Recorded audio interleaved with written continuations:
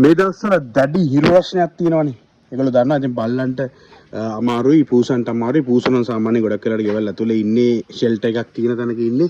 ඉතින් ඔයගොල්ලෝ පොඩි ටිප් එකක් ගෙන්නම් මම ඉගෙනගත්ත දැනගත්ත එක්ස්පීරියන්ස් එකකින් අත්දැක බලන හරියන දෙයක්. හරිද? දැන් මේගොල්ලෝ ඔක්කොම අද බෝඩින් එකට කට්ටිය පිරීගෙන එනවා.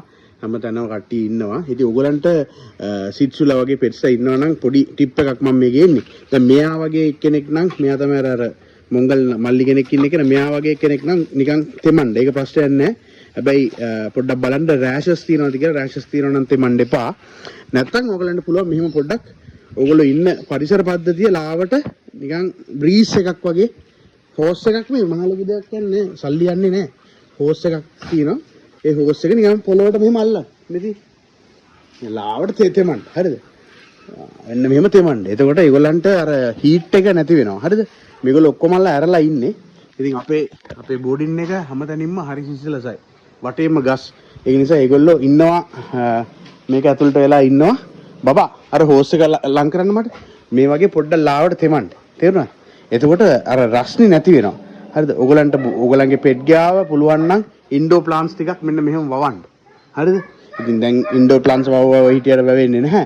අනිත් එක පෙට්ගේ ඉන්න ඒරියා එකේ මෙහෙම කාපට් එකක් දාලා හොඳට කාපට් එක වෙට් කරලා තියන්න. එතකොට මොනවාද? ඒගොල්ලන්ට එච්චර හීට් එක දැනෙන්නේ නැහැ. ඒගොල්ලන්ට පාඩුවේ ඒගොල්ලන්ට ඉන්න පුළුවන්. හරිද? ඉතින් බලන්න නිතර හුස්ම ගන්න රිද්ම් එක වෙනස් වෙනවද? දිව එළිය දාගෙන ඉන්නවද? කන්ට්‍රෝල් කරගන්න පුළුවන්ද? ඔය ඔක්කොම විස්තර ටික පොඩ්ඩක් බලලා මේ රෑෂ් නැති අය විතරක් මෙහෙම පොඩ්ඩක් තෙමන්න. ඒක අවුලක් නැහැ. ඒගොල්ලෝ ටක් ගාලා ඩ්‍රයිව් වෙනවා.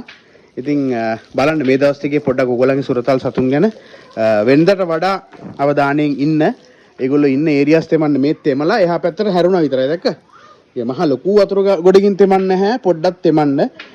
ටකරන් වහලයක් තියෙනවා නම් මතක් කරලා ඕගොල්ලන්ට පුළුවන් අයියා මොකද කරන්නේ අයියා එහෙනම් කමන්නේ ටකරන් වහලයක් තියෙනවා නම් ඕගොල්ලන්ගේ පෙට්ස්ලාගේ වහලවල් වල අනිවාර්යෙන් ඕගොල්ලන්ට පුළුවන් පොල්ලත්තක් කපලා දාන්න. එතකොට රත් වෙන ප්‍රමාණය අඩුයි. හරිද?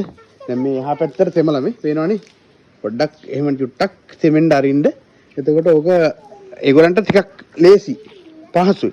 අනිත් එක කෝඩ් කන්ඩිෂන් එක මෙන්න මේ වගේ තියෙන ඩයල් ඉන්නවනම් මොනවද කරන්න ඕනේ? කෝඩ් කන්ඩිෂන් එක පොඩ අඩු කරගන්න. කෝඩ් එකේ ලෙන්ත් එක පොඩ අඩු කරගන්න. තට්ටේ නෙමෙයි. තට්ටේ ගන්න හොඳ නෑ.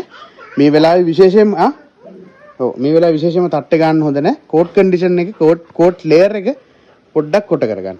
එතකොට